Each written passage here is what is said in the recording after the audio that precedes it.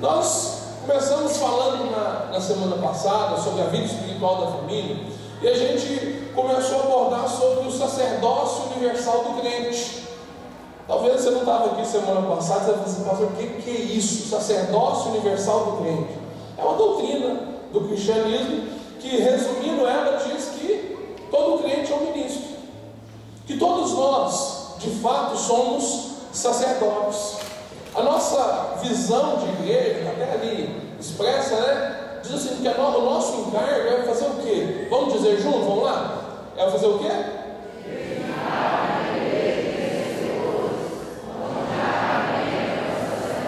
Onde cada membro é o quê?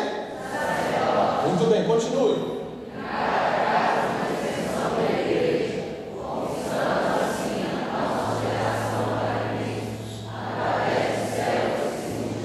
Ou seja, a nossa visão, ela está embasada também nessa doutrina fundamental do cristianismo.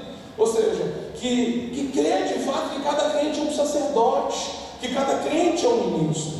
Nós começamos abordando isso para mostrar que de fato, ou seja, todos nós podemos ministrar, e também para desfazer, ou na verdade acrescentar o ensino, melhorar o ensino, né? Não, ou seja, não que foi ensinado errado, mas foi ensinado de maneira incompleta, que de fato, ou seja, o sacerdote do lar, ou seja, todos no lar são sacerdotes, mas de fato, ou seja, nós percebemos que o problema às vezes é quando nós confundimos o sacerdócio do lar com o governo do lar, com a liderança do lar, e essa de fato, ela cabe aos homens. Ou seja, todos nós somos sacerdotes, pai, mãe, filhos, todos nós podemos ser usados por Deus para ministrar na vida uns dos outros. Eu estava ministrando a lição na célula na quarta-feira, e na hora assim, Deus me deu um insight assim, como resumir isso de maneira prática? O que vem a ser um sacerdote? Ou seja, no Antigo Testamento, o sacerdote se apresentava diante de Deus para duas coisas. Primeiro, para receber de Deus, para poder dar às pessoas, entregar ao povo. Ele chegava diante de Deus, recebia de Deus para entregar ao povo. Esse era o papel do sacerdote. Qual que era o segundo papel? Ele chegava o povo chegava diante dele, confessava os pecados, entregava o sacrifício, fazia o sacrifício, e ele levava o sacrifício e entregava a Deus. Ou seja, o que ele fazia na verdade? Ele intercedia pelo povo e ministrava diante do povo. Ou seja, ele pegava do povo e levava para Deus. Ele recebia de Deus e levava para o povo. É basicamente o que nós fazemos. Ou seja, todos nós temos, a partir do momento que nós nos colocamos diante de Deus e recebemos dele a palavra, no nosso momento a sós com Deus, no nosso tempo sozinho com Deus, no nosso TSD, quando nós estamos ali buscando de Deus, nós estamos o quê? Recebendo. E quando nós compartilhamos aquilo com as pessoas da nossa célula, os nossos amigos, com os nossos familiares, nós estamos fazendo o quê? Ministrando aquilo que Deus nos deu na vida dos outros. Mas nós também chegamos diante de Deus e oramos, intercedendo pelas pessoas. Deus, salva minha família, salva meu pai. Percebe? Ou seja, esse é o papel do sacerdote. E é um papel que todos nós desenvolvemos, que todos nós vivenciamos e precisamos colocar isso em prática. Agora, o que nós não podemos confundir, que apesar disso ser função de todos nós, cabe ao homem, cabe ao pai, o governo do lar, a liderança. E hoje eu quero entrar exatamente a partir disso. Se de fato a palavra de Deus diz que Cristo é o cabeça do homem, o homem é o cabeça da mulher, e Deus o cabeça de Cristo, ou seja, existe uma hierarquia de encabeçamento. Quando a gente pensa em encabeçamento, a ideia é liderança, influência. Quando a Bíblia fala que Deus não te fez por cauda, mas Deus te fez por cabeça. Por quê? É porque você deve influenciar, você deve liderar, você deve exercer influência na vida dos outros. Da mesma forma, ou seja, Deus Pai enviou o seu Filho Jesus Cristo, o encabeçou, amém? Seu Filho Jesus Cristo, o que ele faz? Ele, pelo que a palavra nos ensina, ele encabeça o homem, que deve exercer o de influência também sobre o seu lar. A responsabilidade de fato é dele. Então, ou seja, quando nós entendemos isso, nós vamos perceber que existe uma coisa: apesar de todos serem sacerdotes, existe alguém que Deus vai requerer, que Deus vai exigir uma prestação de conta. Nós, homens, pais de família, nós vamos prestar conta diante de Deus do nosso sacerdócio diante da família. Ou seja, apesar de nós não sermos os únicos sacerdotes naquele lar, nós vamos prestar conta. Por quê? Porque isso nos foi confiado pelo Senhor. É importante a gente entender que a mulher, ela deve exercer esse sacerdócio junto com o pai. A esposa deve exercer isso junto com o marido. E deve fazer isso bem também, porque é para o bem da família e para o bem deles todos. E é bem verdade também que a mulher contribui muito para que o marido tenha sucesso no seu papel de sacerdócio. Agora, a responsabilidade maior está sobre nós que somos pais.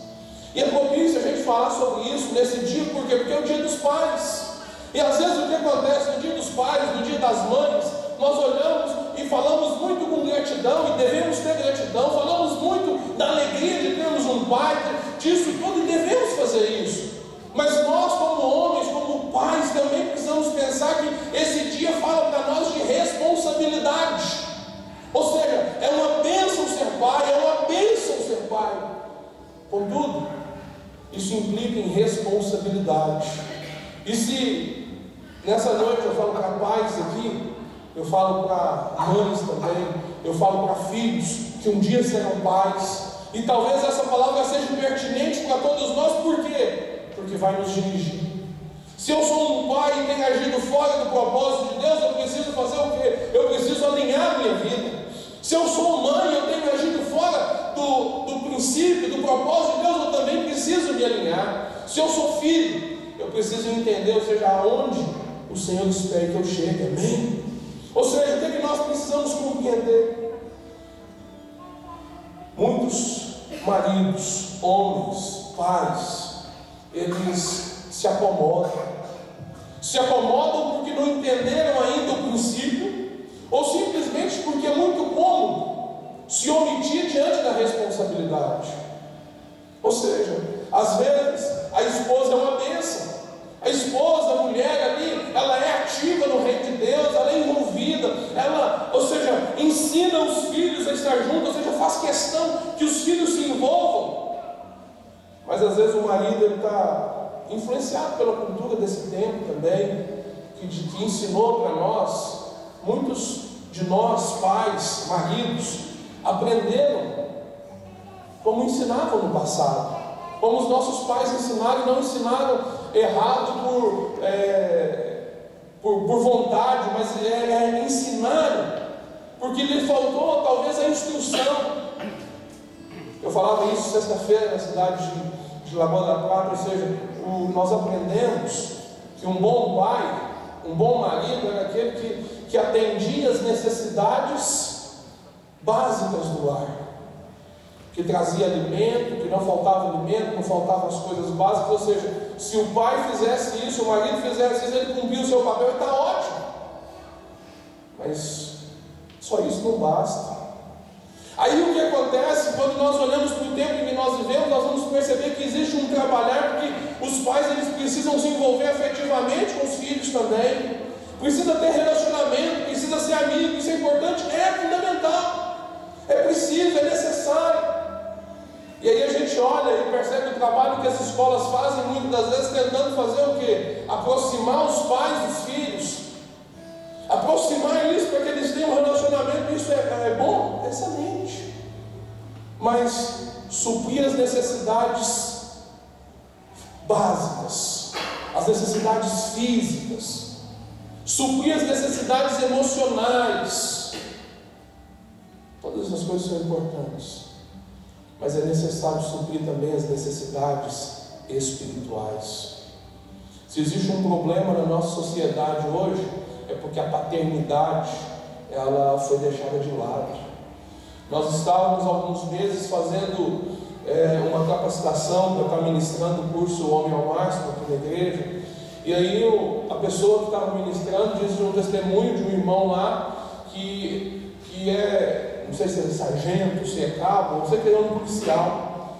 E ele disse que na realidade de Divinópolis, dos 40, presta atenção, das 40 criminosos mais perigosos, os mais problemáticos e tudo, quando vão puxar a ficha deles, sabe onde que surgiu, começou o problema deles? Em casa. São filhos que não tiveram pais, são filhos de famílias que viveram, ou seja, que viveram fora do padrão de Deus. Eu estava na minha célula e de novo uma membro da minha célula, uma irmã lá que trabalha com educação infantil, ela disse uma coisa, assim, olha gente, é claro, é nítido. Essa irmã está começando agora, ela não tem 200 anos de vida, ela começou agora, ela falou assim, olha, eu vejo que as crianças, quais são as crianças mais problemáticas? São as crianças de pais separados. É uma realidade? Por quê? Porque falta referência. Mas ela não disse isso, não. Aqueles que são mais comportadinhos são aqueles que são filhos de crente. Não quer dizer que ele faz bagunça, não, entendeu? Eu lembro do menos pior, é mais ou menos isso, porque criança apronta mesmo, criança tem que se divertir mesmo, e às vezes isso implica na necessidade da disciplina, mas entende que, por exemplo, que quando as necessidades básicas são atendidas, quando as necessidades emocionais são atendidas e as necessidades espirituais são atendidas, nós temos uma pessoa melhor, nós temos um cidadão melhor. Isso começa onde? Começa na família. Por melhor que seja a ajuda que a mãe possa dar na criação dos filhos e na condução do lar, ela nunca conseguirá suprir plenamente aquilo que Deus confiou ao homem. Ou seja, o homem tem que fazer a parte dele, sabe por quê, querido? Porque nós vamos prestar conta. Porque naquele dia, quando nós chegarmos diante de Deus, o Senhor vai prestar conta dos filhos que Ele confiou a mim e a você. Ou seja, nós vamos chegar lá e o Senhor vai falar assim, e aí, o que você fez? E naquele dia não vai adiantar, sabe aquela desculpa meia boca que a gente dá? Não adianta. Pastor, mas você está falando baseado nisso, baseado na palavra. Quando a gente olha para o livro de Apocalipse, nós vamos ver as cartas. O livro de Apocalipse começa com as cartas às 7 igrejas. E aquelas cartas, elas são direcionadas a quem? Ao anjo da igreja. E aí às vezes você pensa que é um anjo. Não é um anjo, é a figura de alguém que é um mensageiro. Anjo é mensageiro de Deus. Está falando sobre o líder daquela igreja. E as cartas são direcionadas a ele. E Deus trata com ele. Ou seja, os elogios são dados a ele. Mas as repreensões também são dadas a ele. Ao anjo da igreja de Éfeso: você é muito bom de serviço, você é muito bacana, vocês trabalham muito, vocês não aceitam, ou seja, são contrários ao ensino dos nicolaítas, e vai dar uma série de elogios a eles. Mas ele fala assim: mas contra você eu tenho uma acusação. Você esqueceu o seu primeiro amor. E isso é uma característica de quê? Da igreja, daquela igreja, mas que estava sendo, quem estava prestando conta? O mensageiro, o sacerdote, aquele que Deus colocou ali como responsável por trazer a mensagem. A gente olha isso e percebe, eu comecei a falar nisso na semana passada. Na semana passada nós tivemos um tempo muito reduzido e ali o Espírito Santo me direcionou a avançar com esse ponto, quando na verdade eu pulei foi uma lição inteira. E na verdade seria aqui. Porque a gente olha para isso e fala assim: o ideal de Deus, o padrão de Deus é o quê? Pai, mãe, filhos, servindo ao Senhor, juntos. Mas o que acontece muitas das vezes? Acontece que o marido, que é aquele responsável por liderar a família, ele ainda não é crente. Seria então o fato de ser a exceção para a mulher então se tornar a pessoa que vai governar o lar, por causa que o marido não é crente? Deus não contraria seus princípios.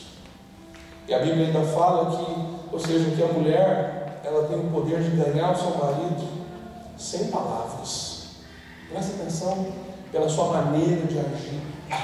Mas e como que fica o sacerdócio em casa se o marido está impedido de fazê-lo?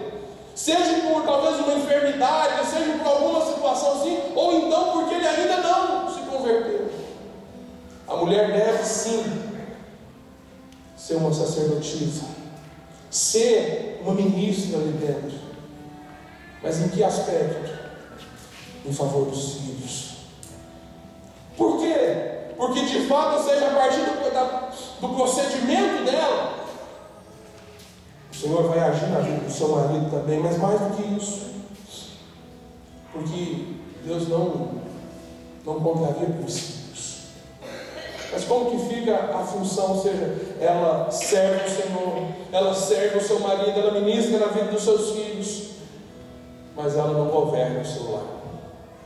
Muitas famílias têm sofrido com problemas nos nossos dias, sabe, causado por quê? Causado pela revolução feminina, revolução feminista, que começou lá na década de 40, de 30, quando equiparou-se, e o propósito é que de fato homens e mulheres sejam iguais, igualdade, justiça, que nem sempre é ser igual, é cada um cumprir o seu papel. E aí o que acontece? As mulheres deixaram seus lares e foram trabalhar, e deixaram, ou seja, mudaram o que foi estabelecido. E aí o que acontece? Nós começamos a encontrar a figura da mulher que se tornou chefe de família. Pastor, isso é machismo? Não, querido, não é. Não é machismo. É porque de fato a Bíblia diz que, ou seja, existe um padrão, um princípio, que eles devem viver em comunhão, e cada um deve exercer o seu papel. E aí o que acontece? A sociedade se perde. Por quê? Porque a família, ela se desestrutura. Porque você sabe, eu quero te falar uma coisa muito importante. Você sabe quem é que forma os homens? Quem é que forma homens abençoadores, homens que são homens de verdade? São as mães. São as mães que dão de fato a instrução para eles no lar, no cuidado. Mas quem governa, quem lidera, quem tem a posição de liderar o lar é o homem, ou seja, os dois trabalham em comum acordo. O homem lança a visão, aponta o caminho, e a mulher nutre o propósito. Percebe que ambos estão trabalhando em unidade. Isso é o quê? Isso é o reino de Deus avançando. Esse é o propósito. Ou seja, quem é mais importante, o homem ou a mulher? Os dois são preciosos. Diante de Deus não há homem nem uma mulher, ou seja, nenhum é mais importante, mas cada um tem o seu propósito. E qual que é o problema? É quando as coisas se invertem. Quando o marido começa a exercer o papel que é da mulher, e a mulher começa a exercer o papel que é do marido. Isso vai dar certo por algum tempo, mas vai chegar um momento que as coisas vão desandar. Por quê? Porque não é um princípio. Eu citei o exemplo de Timóteo, e o exemplo de Timóteo é um exemplo de onde o marido, o pai dele, não tinha condição de ministrar sobre a vida dele, porque não há nada escrito que ele de fato tenha se convertido. Mas na vida de Timóteo, nós vemos que o discipulado familiar, ele é um legado que vai passando de geração em geração. Abra sua Bíblia comigo, querido, Atos 16, 12. Nós vemos a informação sobre a questão de Timóteo. Atos 16, 1 e 2 diz o seguinte: chegou também a Derbe. Paulo chegou a Derbe e a Listra. Havia ali um discípulo chamado Timóteo, filho de uma judia crente. Fala comigo, judia crente, mas de pai grego. Percebeu? A mãe era crente, mas o pai não era. ele dava bom testemunho aos irmãos em Listra e em Icônio. A Bíblia não mostra se esse pai dele se converteu ou não há clareza sobre isso, mas de fato mostra a influência da mãe sobre a vida do filho. O quanto que a mulher, quando entende o seu papel e ela cumpre, ela vai alcançar o propósito de Deus. Quando nós chegamos a Timóteo, vai lá, 2 Timóteo capítulo 1, verso 4 e 5. Se você não consegue abrir com rapidez, anota aí pelo menos. A gente encontra o apóstolo Paulo orando, e ele diz o seguinte: olha, eu lembro das suas lágrimas, eu estou ansioso por ver-te, ele escrevendo a Timóteo, para que eu transborde de alegria pela recordação de tua fé, sem fingimento, mas que primeiramente habitou em sua avó Loide, e em tua mãe Eunice. Eu estou certo que também em ti. Percebe o discipulado dentro de casa? Percebe o quanto eu sou crente, o quanto eu sou servo de Deus, o quanto eu nutro os meus filhos com os princípios eternos, fazem diferença para eles. Às vezes a gente acha que a criança não entende nada. Entende sim. Se existe um valor que eu aprendi a ser inegociável, até às vezes até exagerado para mim, é domingo deixar de estar na casa do Senhor. Eu já compartilhei com os irmãos que às vezes eu estou vindo para o culto e eu vejo as pessoas na rua, né? Às vezes sentado, conversando, assim, não tem nada de errado, mas aquilo me dá um incômodo, que eu falo assim: não é possível que esse povo não vai servir o Senhor, não vai. É que não serve para cá, que serve para a sua igreja, seja qual for, mas não é possível que esse momento tão precioso eles não vão estar diante do Senhor. Por que eu sinto isso? Porque eu fui ensinado desse jeito. Chegava domingo, querido, acontecesse o que acontecesse, minha mãe pegava eu e meus 2 irmãos e falou: para a igreja. E lá o que acontece? Eu aprendi. Houve um momento em que as finanças ficaram muito apertadas, porque em Divinópolis é diferente daqui, é maior. E aí, para ir para o culto, a gente precisava pegar ônibus, não tinha carro. E aí eu e meu irmão mais velho pagávamos passagem de ônibus. Aí sabe o que minha mãe fazia? Pegava o dinheiro, pagava para mim e para o meu irmão mais velho e para o culto. E ficava com o mais novo em casa. Mas em casa, ela estava lá ministrando na vida dele. Ou seja, percebe o valor disso? Percebe que o discipulado, ou seja, quando eu invisto nas necessidades espirituais dos meus filhos, isso marca a vida deles. Ela estava impossibilitada por uma questão de ordem, de força maior naquele momento. Não tinha condição da família inteira ir. Mas aqueles que precisavam de receber mais de Deus naquele momento, ou seja, a prioridade para ela era que eu e meu irmão mais velho tivéssemos a oportunidade de receber a palavra de Deus. Na época, querido, eu achava muito bacana aquilo, divertido aquilo, mas eu não entendi que ela estava investindo na minha vida. E às vezes a gente deixa os nossos filhos. Quantas vezes hoje a gente deixa os nossos filhos deixar de vir por coisas banais? Estou cansado, estou isso. Canseira, aperto, nunca foi desculpa. Porque buscar coisas em primeiro lugar no reino de Deus e as outras coisas você não acrescentar. Mateus 6,33 fez parte da minha vida desde a infância. E fará parte da vida das minhas filhas. E precisa fazer parte da sua vida e da vida dos seus filhos também.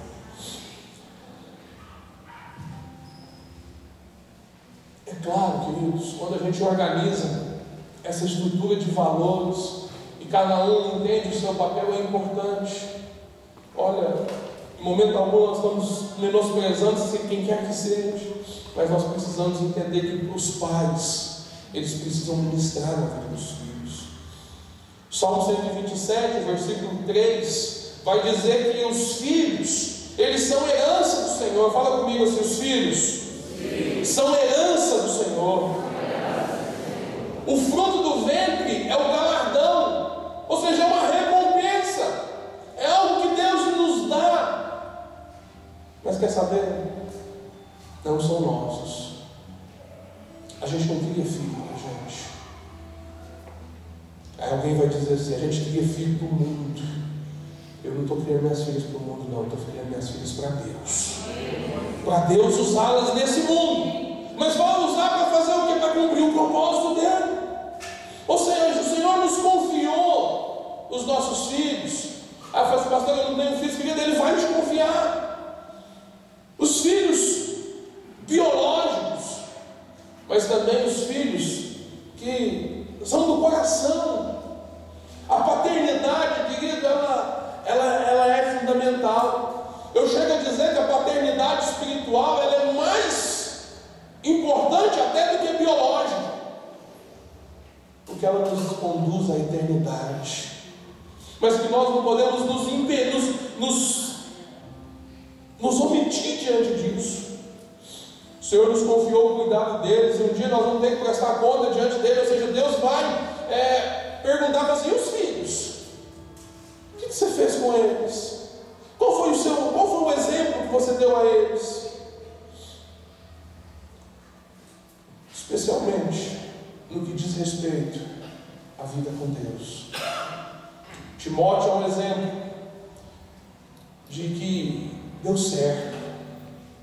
Eu sou um exemplo de uma mãe que entendeu o propósito. Eu creio que não só eu, mas muitos que estão aqui também são.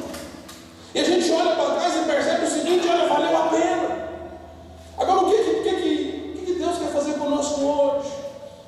Deus está nos chamando, querido, a nós como pais, assumir um compromisso maior com Ele, a não nos omitirmos, mas assumirmos um compromisso de ministrar na vida espiritual dos nossos filhos, de ser aqueles que primeiro ensinam a palavra.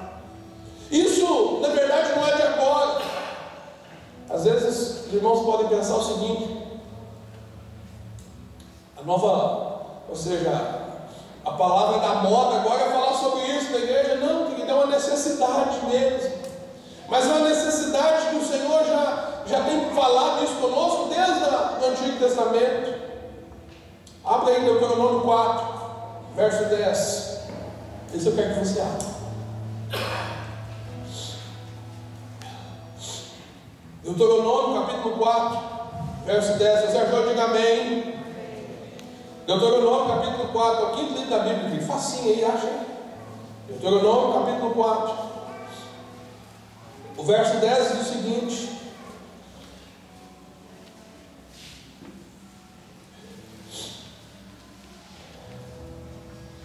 como me gostoso esse das páginas, né? Vá. É bênção.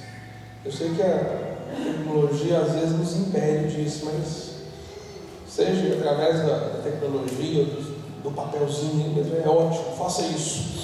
Diz assim a palavra de Deus: não te esqueças do dia em que estiveste perante o Senhor, o teu Deus, no Horebe, quando o Senhor me disse: reúne este povo, e eu os farei ouvir as minhas palavras, a fim de que aprendam a temer-me. É Deus que está falando, ou seja, para que as pessoas pudessem aprender a temer o Senhor todos os dias que na terra viverem, e as ensinarem aos seus filhos. O verso 4 ainda diz o seguinte: olha, e farás saber aos teus filhos e aos filhos dos teus filhos. Quando a gente olha para esse texto e a gente lembra lá da Lloyd e da Eunice e do Timóteo, nós vamos perceber que ela era judia mesmo, que ela entendeu o que Moisés recebeu de Deus e ensinou ao povo, e eles ensinavam uns para os outros, que era necessário, ou seja, ensinar da fé, ensinar da palavra, ensinar da vida com Deus para os filhos, aos filhos e os filhos dos seus filhos.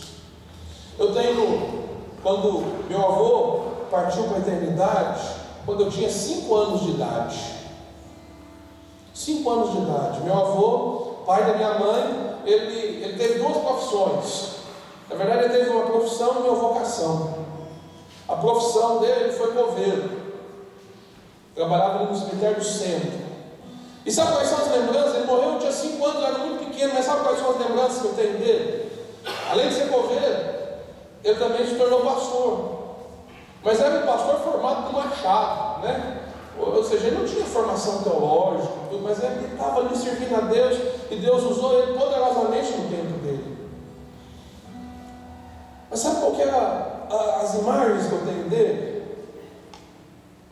2 em especial. Vou falar de 3. 2 estão relacionadas à vocação e ao trabalho. Ao trabalho, eu lembro que ele levantava cedo todo dia, mesmo depois de aposentado. O pessoal gostava que ele trabalhava como pedreiro, construindo os túmulos. Então ele ficava lá, vira e mexe, tinha um servicinho, como ele morava em frente, ele fazia. Então eu lembro que ele levantava cedo. E muitas das vezes eu fui ali para o cemitério com ele, no carrinho de mão, brincar. Pensa num negócio desse. Deus me livre, porque não tem nada disso. Para aqueles que são puros, tudo é puro. Percebeu? Agora, essa é uma lembrança. Ou seja, eu lembro da profissão dele, que ele trabalhava e ele fazia aquilo com carinho, era bacana. Eu gostava daquilo. Mas eu lembro que, como eu ficava muito lá, de manhã cedo, na hora que eu acordava, e minha mãe ia trabalhar cedo, e deixava eu lá, deixava eu dormindo. E aí eu ia para a cama da minha avó, né? E aí quando eu acordava de manhãzinha, estava o meu avô do lado, ele estava sentado na cabeceira fazendo o quê? Lendo a Bíblia. É uma imagem do cotidiano, todos os dias de manhã. Ele se voltava para a palavra. Ele nunca virou para mim e falou textualmente, não lembro dele ter falado nada disso. Mas eu via. E o simples fato de eu ver me ensinou alguma coisa. A outra coisa, aí você vai rir. Eu acho que eu puxei a ansiedade para vir para o culto, foi dele. Porque dava 6 horas, eu estava dentro do carro, sentado e buzinando lá no meu avô, arrumar logo para ir para a igreja. Isso aí foi dele, minha família. Já vê isso, é claro. Mas percebe, vocês são lembranças, mas são lembranças que remetem ao que é um legado de fé, de vida. Agora a pergunta é assim: o que você está deixando para os seus filhos? O que você está deixando? O nosso ensino, presta atenção, o nosso ensino, ou a falta dele, vai fazer a diferença para os nossos filhos. De todo jeito você vai influenciar.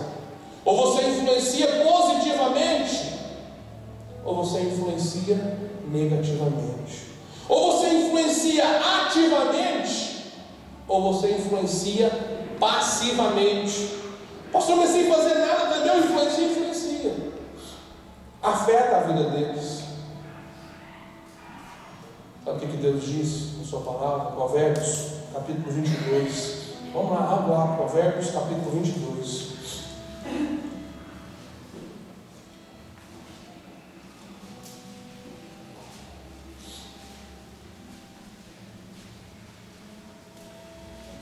Provérbios 22, capítulo 6, diz o seguinte: ensina a criança. Alguém vai dizer assim: ensina a criança o caminho. Não é o caminho, como é que está aí?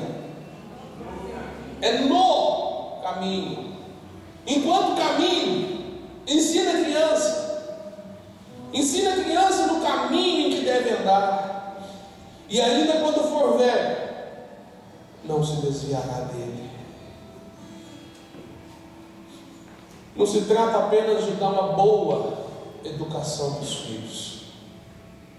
Eu falava com um amigo ontem no casamento. O cliente já viu uma vez. Estava no casamento lá. Igreja muito bonita, né? Igreja católica e tal. Estava lá sentado aí. Encontrei com um amigo lá de Divinópolis, contemporâneo de igreja lá. E aí eu estava, a menina estava dormindo, e ele veio e sentou do meu lado. Nós conversamos uns 10 minutos. Nesses 10 minutos que nós conversamos lá no final, o assunto, igreja. Tem jeito, né? Não tem jeito, não tem jeito, igreja, né? E aí ele falava, decisão que ele estava tomando de mudar de igreja, porque ele queria ir para um lugar onde as crianças dele pudessem ser bem tratadas, onde as crianças deles pudessem ser ensinadas. Quando eu ouvi isso, eu falei assim, bom, mas eu pensei em várias coisas, eu poderia pensar, mas pensa na importância disso. A importância que, enquanto nós estamos aqui ministrando na sua vida, os nossos filhos estão recebendo lá embaixo, que é algo que nós precisamos nos importar mesmo, que nós não temos ali embaixo um depósito de crianças que a gente joga elas lá e elas fazem o que elas quiserem, não. Que a gente pega e ensina a palavra para elas, e percebe que quem faz isso são as mães, são as mulheres.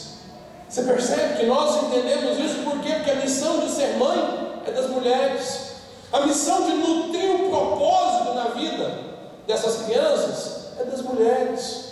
E fazem bem demais. Mas você entende a importância que é isso? Ou seja, não é simplesmente dar uma boa educação, é dar a educação certa, verdadeira. Você pode pôr o seu filho no melhor colégio, mas se ele não tiver uma educação verdadeira, e essa educação começa em casa, não vai dar em nada. Alguém questionou um pastor dizendo o seguinte: meu filho não passa no vestibular, sabe por quê?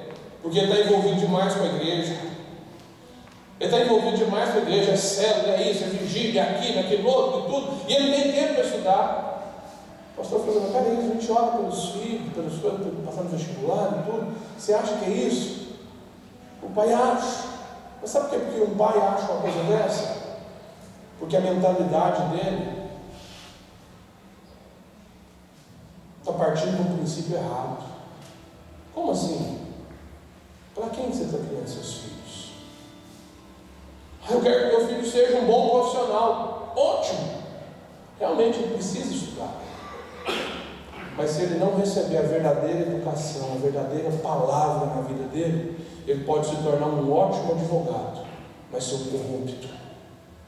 Ele pode se tornar um ótimo professor, um ótimo profissional, seja da área que for, mas se tornar um ímpio. O que vai valer? Pastor, então o senhor é contra o ensino? Não. Nós precisamos fazer as duas coisas, amém? Nossos filhos precisam se preparar, precisam se estudar, precisam ir para a universidade.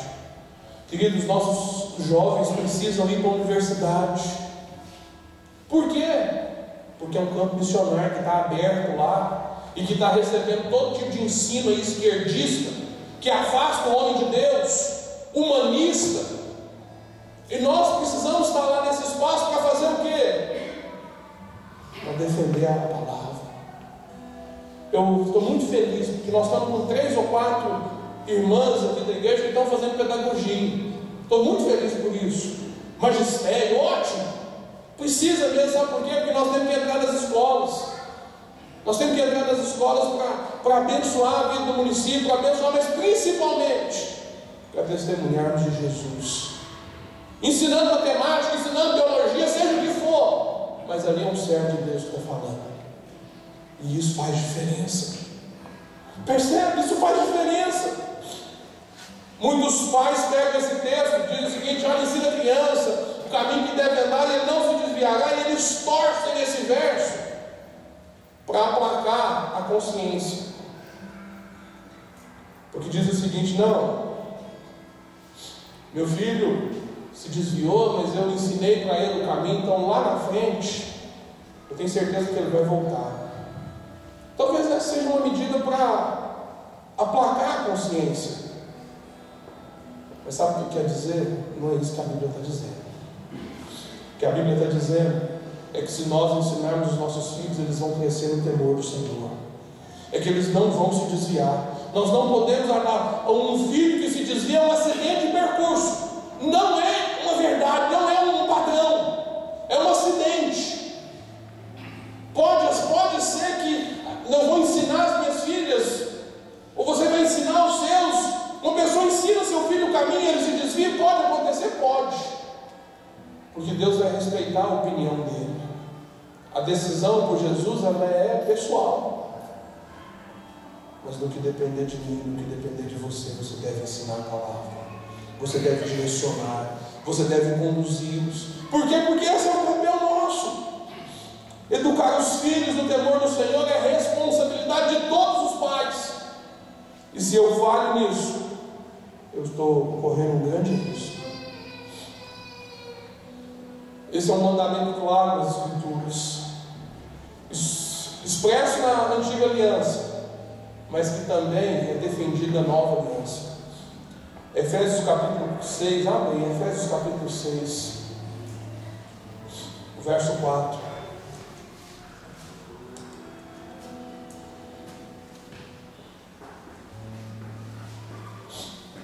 Diz o seguinte: e vós pais, não provoqueis a ira dos vossos filhos.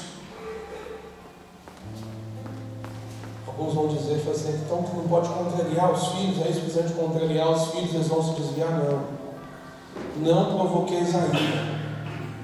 Ou seja, quando que a gente provoca a ira dos nossos filhos? Quando a gente ensina eles a fazer de uma forma e a gente faz de outra. Tem nada pior do que isso, não. Fala a verdade. Faz o que eu falo, mas não faz o que eu faço. Isso é caminho de morte. Não provoqueis a ira dos vossos filhos, mas criai-vos na disciplina e na admoestação, ou seja, no ensino do Senhor. Disciplina e ensino. Disciplina e ensino. O caminho é esse. Você precisa fazer isso. Essa responsabilidade de quem é nossa. Se eu falhar no meu exercício daquele que governa sobre a minha casa, que governa bem a minha casa, que cuida bem da minha família, na eternidade eu vou prestar conta. Mas se eu for bem sucedido, eu vou ser recompensado também. Amém? Recompensado na eternidade, mas recompensado em vida também. Você precisa ver, gente, fala sério, você precisa ver os olhos de um pai quando os seus filhos são elogiados. Fala a verdade. É bom, não é? Agora, dê motivos para os seus filhos serem elogiados, ensinando eles o caminho correto. Volta e meia eu estou fazendo referência ao que minha mãe fez. Por quê? Porque ela me ensinou. E se eu consigo acertar em algumas coisas, é porque muito do que eu acerto é porque eu aprendi com ela. E se ela assistir essa mensagem, ela vai se alegrar. Ela vai dizer assim: valeu a pena. Percebe?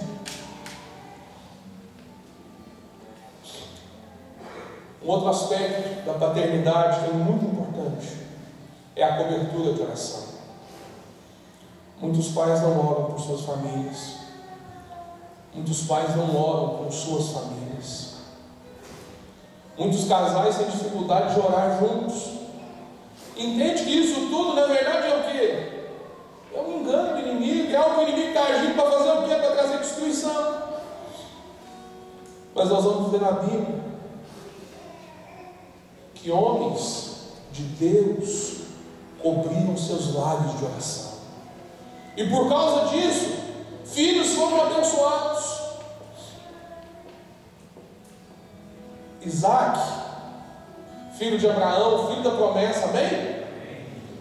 Deus tem um senso de humor fantástico, porque escolhe um homem, Abraão, de idade, e diz assim, que é estéril, e fala assim: você vai ser pai de multidões.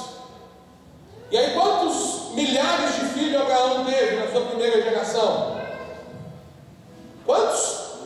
Um. Assim, meu Deus. Não, mas esse não vai ter problema, ele vai ser fértil, aí ele vai... E aí Isaac se casa com Rebeca. E Rebeca foi aquela mulher, ou seja, foi prova de Deus. Foi Deus que alinhou o negócio para ele poder casar. E aí quando vai ver, Rebeca é estéril. Não é possível. Como é que esse negócio vai alavancar? Como é que vai multiplicar assim E aí o que a Bíblia diz? Gênesis no capítulo 25, 21, a gente encontra Isaac orando por Rebeca para que a madre dela fosse aberta. E Deus ouviu a oração, sim ou não? Sim. Nasceu Jacó e Esaú, 2, aleluia, multiplicou, né? Era 1, virou 2. E o Jacó, 12, aí o negócio foi exponencial, né? O negócio avançou. Mas presta atenção, entende a importância da oração, da cobertura de oração? Jó, a Bíblia fala que ele chegava ao ponto de oferecer sacrifício a Deus pelo perdão dos pecados dos filhos. Se porventura os filhos dele tivessem pecado, o Senhor perdoava. Então orava a Deus. Davi era outro homem que orava a Deus pela bênção da sua casa. Ou seja, o homem e a mulher de Deus. Diga comigo assim: o homem e a mulher de Deus precisam ter um coração e uma vida de oração. Por quê? Porque isso vai fazer você cobrir sua família, vai fazer você guardar a sua família. Esdras é outro exemplo. Cadê o Esdras? Não, da Bíblia. Abre Esdras 8:21, diz o seguinte, só anota aí, olha o que ele diz: então apregoei ali um jejum junto ao rio Ava, para nos humilharmos perante o nosso Deus, para lhe pedirmos uma jornada feliz para nós, para os nossos filhos e para tudo que era nosso. Homens de Deus, consagrem os seus planos, consagrem os seus filhos.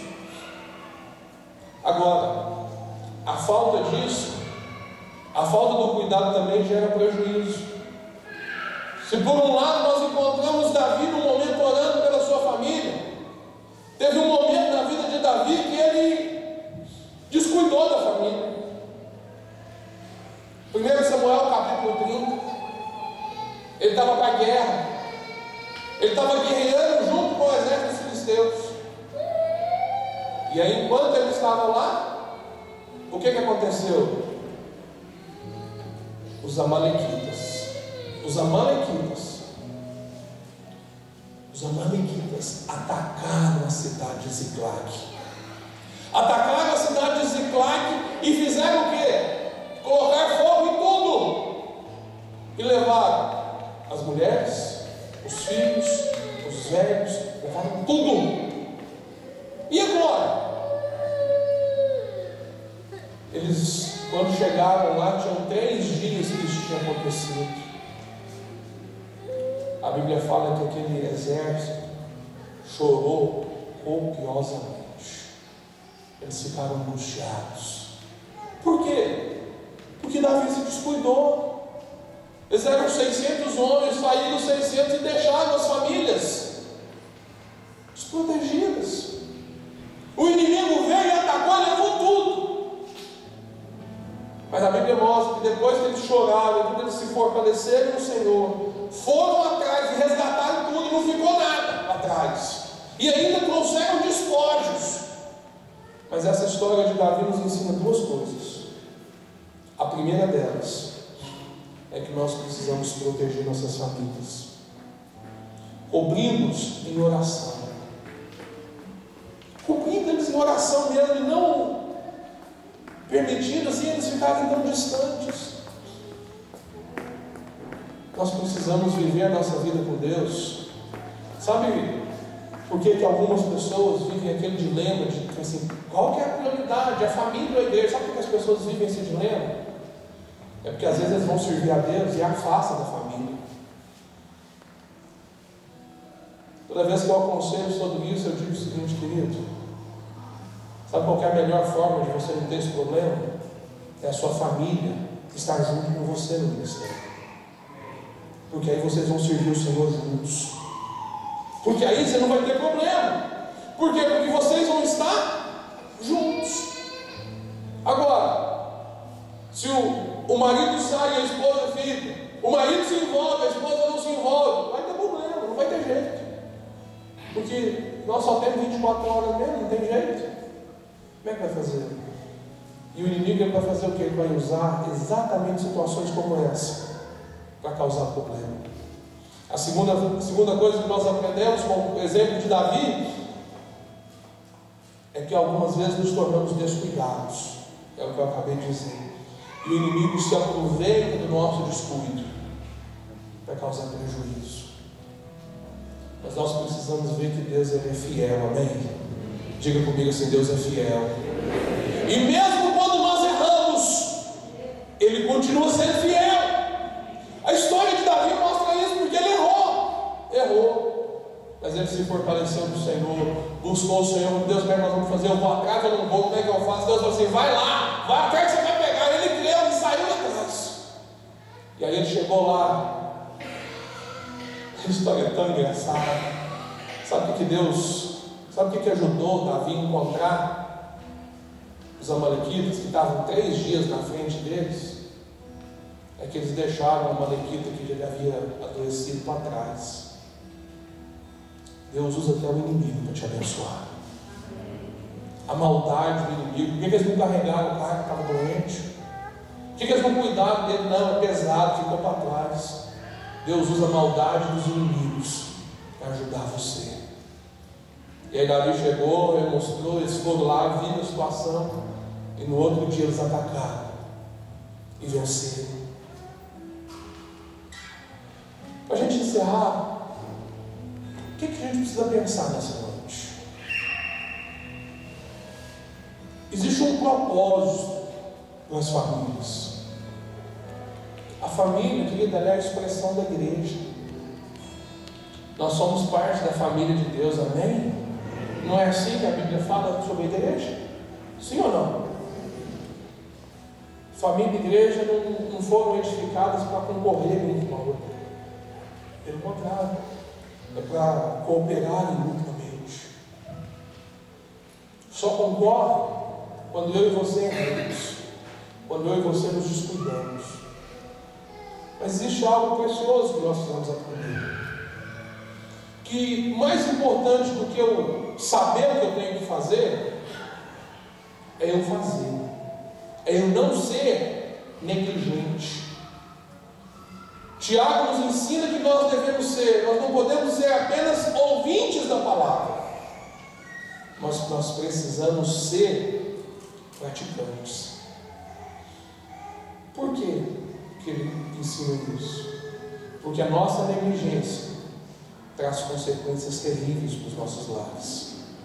A nossa negligência no nosso relacionamento com Deus traz problema para a sua vida pessoal, mas traz também para aqueles que estão perto de você. É assim, pastor? É. Houve um homem de Deus, um sacerdote. Diga comigo, um sacerdote. Esse homem marcou a história. Ele entrou para a história numa mudança de momento. O problema é que esse sacerdote entra para a história de maneira negativa. Esse sacerdote é Eli. Eli era sacerdote na casa de Deus, homem usado por Deus, ao ponto de trazer uma palavra sobre a vida de Ana, que aquela mulher que era estéril, o Senhor estava ouvindo a oração dela, e ela voltaria ali com o filho nos braços. Quem profetizou sobre o nascimento de Samuel foi Eli. Era um homem usado por Deus, mas foi alguém que falhou na sua casa, no governo de sua casa. Ele falhou. 1 Samuel capítulo 3, verso 13. Nós encontramos aqui que esse menino Samuel, filho de Ana, ele foi entregue por Ana na casa do Senhor, no templo. Pensa, Deus deu o filho para ela, ela estava orando, não tinha um filho, Deus deu. Aí sabe o que ela fez? Pegou o filho e levou de volta para o Senhor. Percebeu que ela não ficou assim: o Senhor me deu, agora é meu, não, pegou, o Senhor me deu, agora eu devolvi para o Senhor. E ele foi criado ali, foi criado por quem? Por Eli. Mas Samuel começou a ouvir a Deus, e a primeira palavra profética que Samuel ministra é exatamente contra Eli. E o verso 13 diz o seguinte: naquele dia suscitarei contra Eli tudo quanto tenho falado com respeito à sua casa. Sua casa aqui é sua família.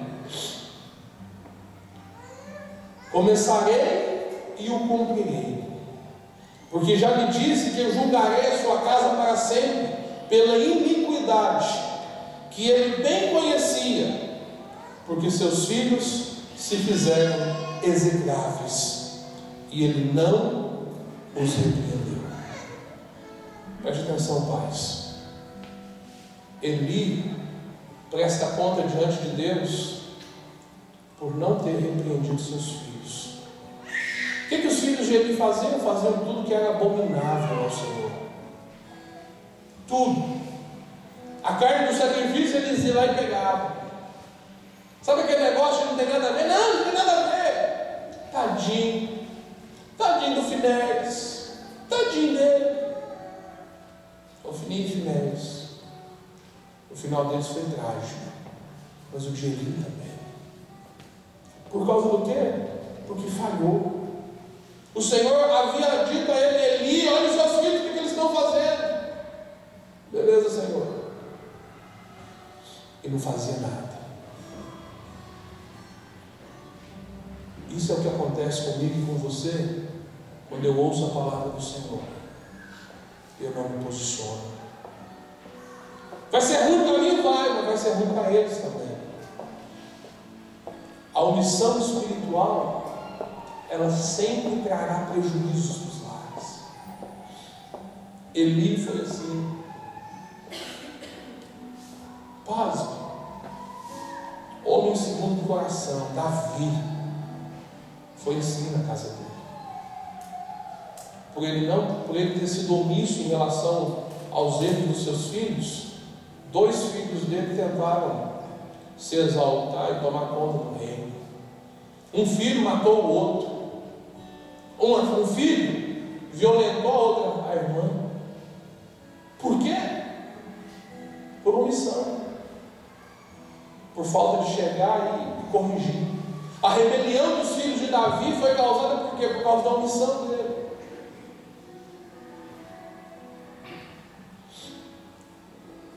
A Bíblia diz, em 1 Reis 1,16, sobre os filhos dele, diz que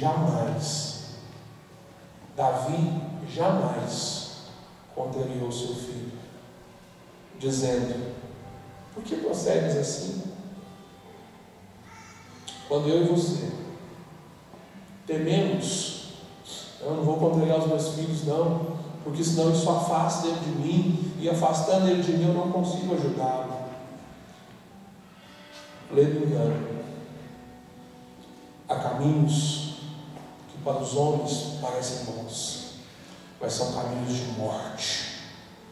E se nós, como pais, nos omitirmos, os nossos filhos terão mais problemas do que aqueles que eles terão hoje, se eu e você os repreendermos. Querida, a palavra é dura, Sabe por que é dura? Porque vivemos num tempo onde a paternidade quase deixou de existir, onde as famílias terceirizaram a educação para as escolas. E aí lá na escola, sabe o que eles estão aprendendo? Eles não estão aprendendo sobre Jesus, eles estão aprendendo sobre Marx, eles estão aprendendo sobre o comunismo, eles estão aprendendo sobre tudo, menos sobre os princípios que a palavra de Deus ensina. E por que isso tem acontecido? Que pais e mães têm se omitido diante do papel de anunciar a verdade. Mas Deus está nos chamando, como Igreja Batista Vale das Bênçãos, a mudar essa história na vida dos nossos filhos, a não permitir que isso aconteça na vida dos nossos filhos. Eu amo a palavra de Deus, sabe por quê? Porque ela me mostra os acertos dos homens e mulheres de Deus. Eu quero ser como Davi adorava o Senhor. Eu quero ser valente nas batalhas como Davi foi. Mas eu não quero ser um pai como Davi foi. Percebe? Fica de pé no seu lugar.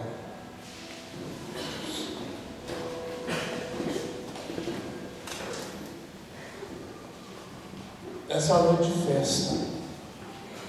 Sabe por que é uma noite de festa? Está igual, pode subir. Sabe por quê? Ao tolo, presta atenção, ao tolo, a repreensão é como um fel.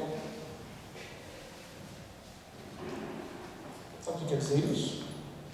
Aquele que é tolo, que lhe falta sabedoria, a palavra de repreensão ela é desagradável.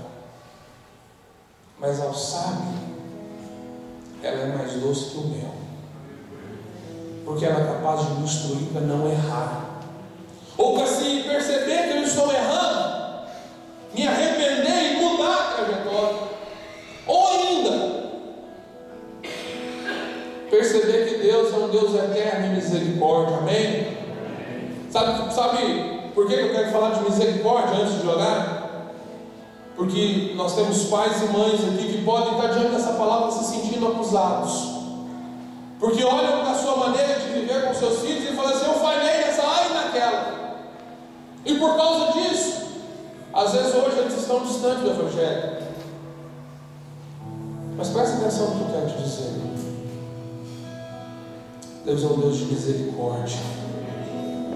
E se você, como pai hoje, se levantar e clamar a misericórdia do Senhor, Ele pode de fato cancelar essa semeadura que você fez. Ele pode mudar esse quadro. Ele pode fazer com que a partir de agora isso seja mudado na vida deles. Pastor, mas meus filhos já são grandes, ainda dá tempo? Lógico que dá. Enquanto você é vivo, você ainda é autoridade sobre seus filhos. Você ainda é autoridade sobre aqueles que Deus te deu. Os filhos não nos deu para nós, nos deu para Ele. E quando nós erramos, Ele é fiel e justo para nos dar a oportunidade de mudar, de nos arrependermos e de podermos fazer diferente a partir de agora. Preste atenção, querido. Essa é uma noite para marcar a vida de pais que estão aqui. Não com uma historinha bonitinha que vai te alegrar, vai fazer você rir e vai falar assim: nossa, que gracinha. Não com entretenimento, mas com uma palavra que é poderosa para mudar o destino da sua vida, Pai, e o destino dos seus filhos, e fazer diferença na vida deles, para que os filhos dos seus filhos sejam também uma bênção. Eu queria que você fechasse seus olhos e que diante dessa palavra você pudesse se posicionar diante de Deus. Os irmãos vão estar ministrando uma canção por alguns minutos, alguns poucos minutos, para te dar a oportunidade não de cantar com eles, mas para você chegar diante de Deus e fazer uma autoavaliação. Você é pai, você tem sido aquele que tem governado bem a sua casa, você tem exercido o papel de sacerdote na sua casa, ministrado na vida dos seus filhos, na vida da sua esposa, e conduzido eles no caminho correto. Se tem, glória a Deus, querido, se fortalece no Senhor, continue assim. Mas se isso não tem sido a realidade da sua vida, é momento de você se arrepender diante de Deus e buscar Deus me ajuda. Tem cobrido seus filhos de oração, tem falhado, Deus me ajuda. Eu tenho ensinado os meus filhos no caminho certo, pais, mães, tenho dificuldade, Deus me ajuda. É o momento de você pedir ao Senhor misericórdia. Você está me ouvindo isso e falando assim: nossa, eu vi esse sermão inteiro, eu não tenho um passarinho para cuidar, estou isento dessa palavra. Não. Deus está te apontando um caminho de como você deve criar os seus filhos. Mas eu não tenho, você vai ter.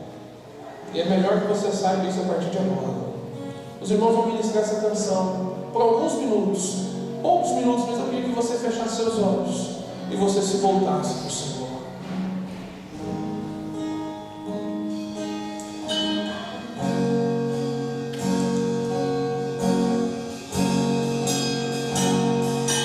Ele se acalmam, os povos se curvam, as bocas se abrem,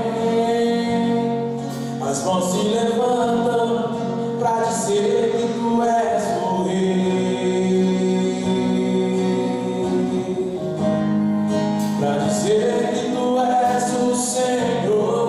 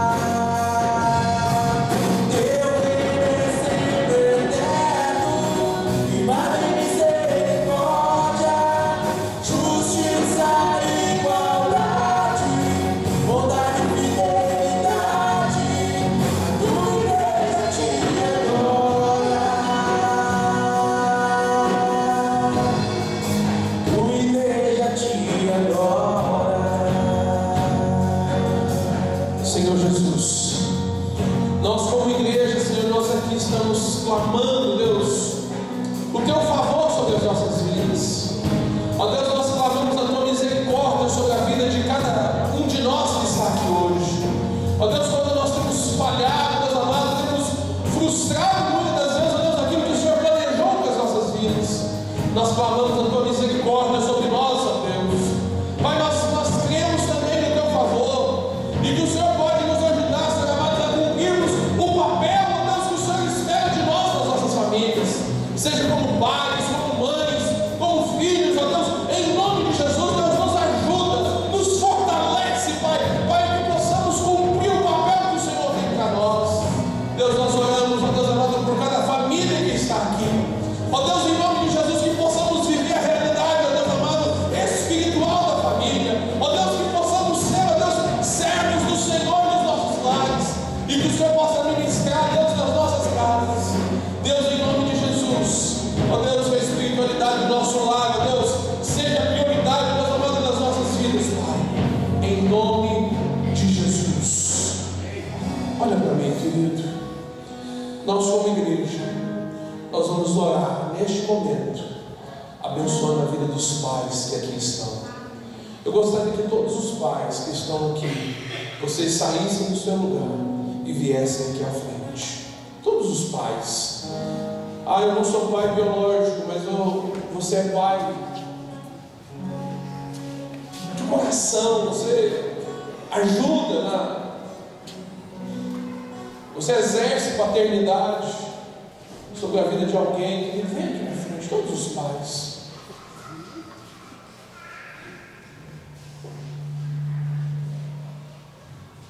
Todos os pais. Nós queremos orar por vocês.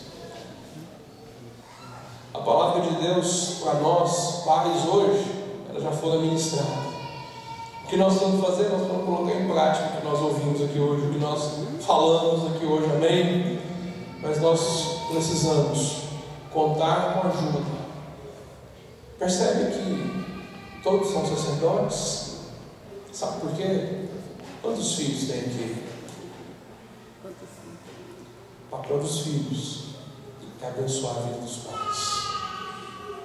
É abençoar a vida dos pais. É orar por eles. É ministrar na vida deles. As esposas e mães também. Eu queria que agora nós, como igreja, pudéssemos orar por eles. Orar por eles, abençoando a vida deles.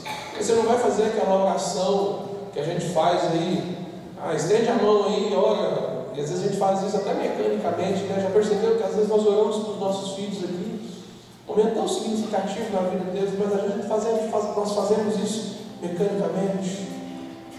Eu queria que você que é filho, você que é igreja do Senhor, que nós terminássemos o nosso culto aqui hoje, aqui na frente, orando por eles, abraçando eles e abençoando a vida deles. Você que é pai, você que é filho, seu pai está aqui, querido, sai do seu lugar, vem cá e abraça ele. Você vai abraçar ele, você não vai dizer para ele feliz dia dos pais tão somente, mas você vai entregar para ele o maior presente que você pode dar, que é a sua intercessão, é a sua oração por ele. Existem pais que estão aqui, que os filhos não estão aqui, mas que nós como igreja, nós somos ministros, amém? Nenhum desses pais aqui vai ficar sem alguém que interceda por eles. Existem filhos aqui que os seus pais não estão aqui. Meu pai não está aqui. Eu tive sexta-feira lá na Lagoa da Prata, eu não consegui encontrar com ele, mas hoje eu já orei por ele. E, querido, é necessário.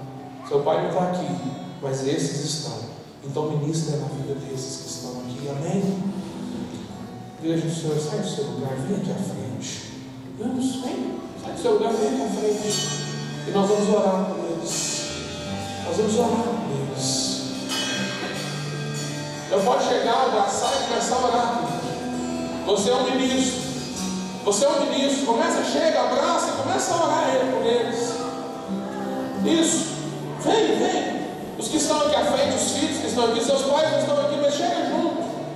Chega junto aqui, ora. Ora por esses pais. Oh Deus. Oh Jesus, como é precioso, Jesus. Deus, como é precioso, Deus amado. Filhos, não se envergonhem, não sejam tímidos. Mães, não sejam tímidas. Pode vir, vamos fazer um bolo aqui, ó. Pode montuar aqui, todo mundo aqui na frente. Vem, querido, vem. Ora por eles. Ora por eles. É você que vai orar, querido, é você. Crianças, vem aqui, vem. Oh Jesus. Oh papai.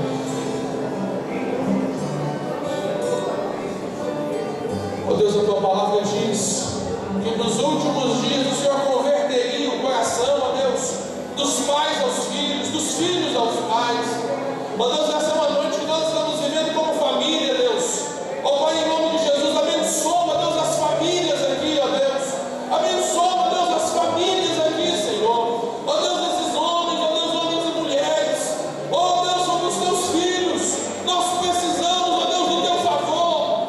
Deus, em nome de Jesus, que cada um desses homens, ó Deus amado, receba do Senhor, ó Deus amado, a capacitação para serem pais, ó Deus amado, em nome de Jesus.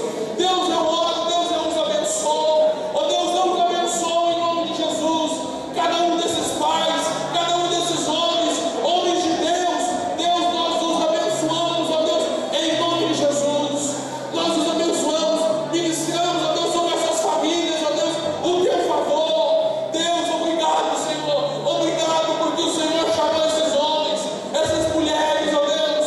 Ó Deus, em nome de Jesus, essas famílias, ó Deus, nós oramos e abençoamos.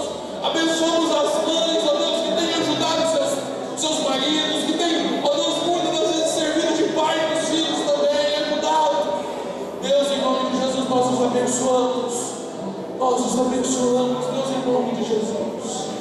Deus, nós oramos, ó Deus, pelos pais, ó Deus, que não estão aqui presentes. Ó Deus, em nome de Jesus, ó Deus, a nossa oração, ó Deus, ela não existe limite geográfico. Nós oramos, ó Deus, pelos pais, ó Deus, aqui representados, que estão distantes. Seja o lugar em que eles estiverem, ó Deus, que o Senhor esteja tocando na vida deles, abençoando a vida deles, Pai, em nome de Jesus. Em nome de Jesus nós os abençoamos. Amém. Graças a Deus. Feliz Dia dos Pais para cada papai, para cada família. Ergue sua mão comigo mais uma vez. Que o amor de Deus, a graça do nosso Senhor Jesus Cristo, a comunhão preciosa do Espírito Santo seja sobre a sua vida, hoje e sempre. Deus o abençoe, Deus abençoe sua família. Viva com alegria aquilo que Deus tem para você. Deus o abençoe em nome de Jesus.